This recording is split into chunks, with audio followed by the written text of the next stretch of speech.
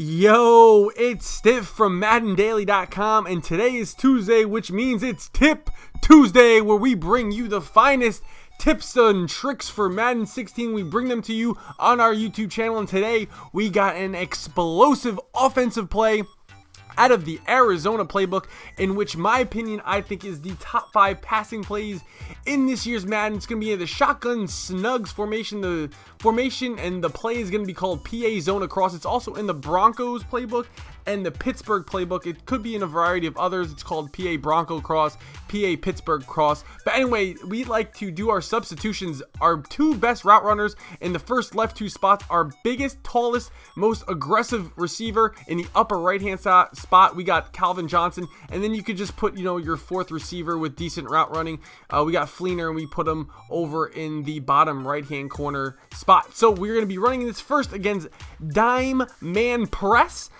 So if you guys are interested and you guys enjoying these tips, make sure you guys hit that subscribe button and smash the like button. So right here, the only adjustment we're going to be making is we're going to put an X on a slant, and then we are going to highlight him. We're going to motion him to the left and quick hike once he gets to the numbers. And as you guys can see with this play, that the Y receiver, in this case, it's going to be Golden Tate.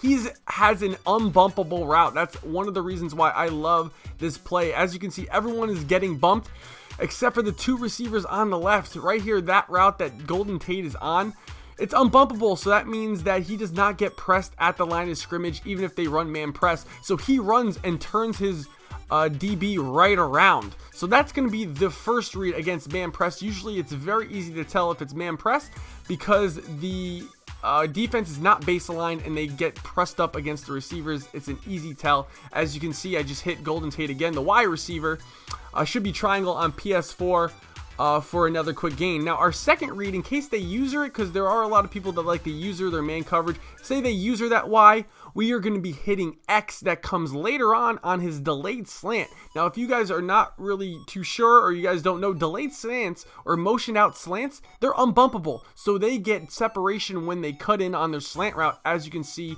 in that example right here, he gets great separation and he does not get pressed, and he gets open, and he trails the unbumpable Y route. That's what makes this play so effective. So it's impossible to user both those routes, so one of them is going to be open against man press. That's why we like having 2 great route runners on the left side of the field. Now let's get into cover 2 zone. Say he's sending a 2-man under blitz, or a cover 2 blitz, cover 2 zone blitz I should say. You cannot run cover 2 against this play, and I'll tell you why. It's because of that B receiver.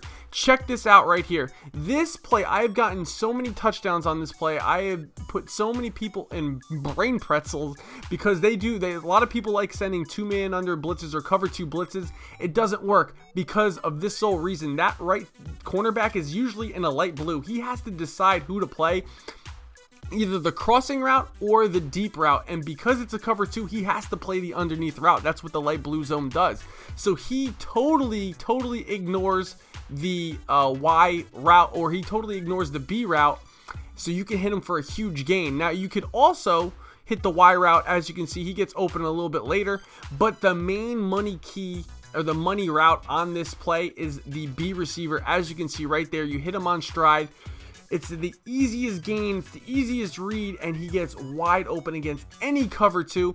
And if he puts that safety in a, say he puts the safety in a yellow or a purple, or he re-de-blues that cornerback, you can just hit the Y crossing route that comes over. I showed that before too. So against cover 2, you can hit the crossing route or that deep B route, which should be circle in PS4. It kills cover 2. You cannot run cover 2 against this play. It absolutely murders it. So now let's get into cover 4 defense. We got 2 more coverages we want to go over, show how to beat them.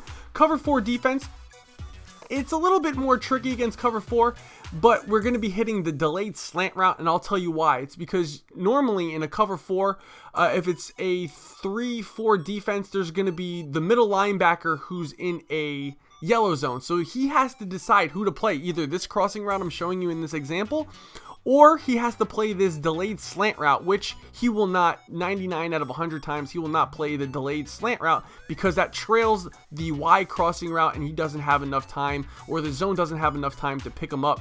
So the easy read right here is the X route on the delayed slant because the Y route is too busy trying to cover the Y crossing route. which leaves the delayed slant wide open for the read. So now, last but not least, cover 3 defense. I picked cover 3 last just for a specific reason. As I can show you right here, you're going to do the same setup, just slant A, motion him out, hike him when he gets to numbers. It's the same read when it's cover 4, because what ends up happening is the yellow zone gets occupied by that wide crossing route again, which leaves X wide open.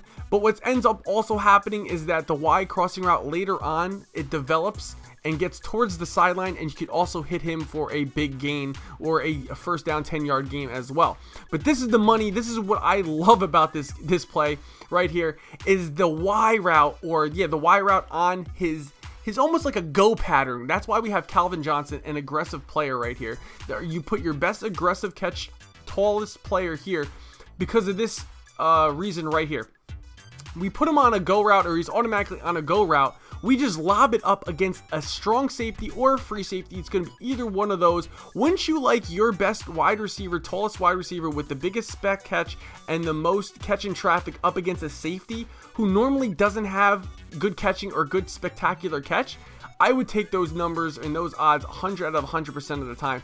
And in that example, I just showed you why we only like throwing this against cover 3 is because, say the safety does bat it down, there's no other cornerbacks or no other safeties that are in the vicinity of the area that could pick the ball off. So it's a safe throw. The odds of him intercepting the ball are slim to none, and the odds of them tipping it and then it being intercepted by a safety are also slim to none, because the cornerbacks are not there. They're not near the tip ball, so they can't make a play. And then most but not least, you can get a huge play out of this because you got your wide receiver with great catch and traffic and spec catch against a strong safety who's not known for catching the ball or having spectacular catch. So that's why I love this play. I believe it's a top 5 play in Madden NFL 16. I highly recommend you guys take this into the lab. Go check it out. And that is going to be Tip Tuesday from your boy Stiffmeister. Make sure you guys like, comment, and subscribe. And if you enjoyed this play out of the Arizona playbook, make sure you guys go check out our full breakdown at MaddenDaily.com and hit our premium section where we went over a bigger part of the Arizona shotgun tight offensive scheme. I will see you guys in the next video. Peace.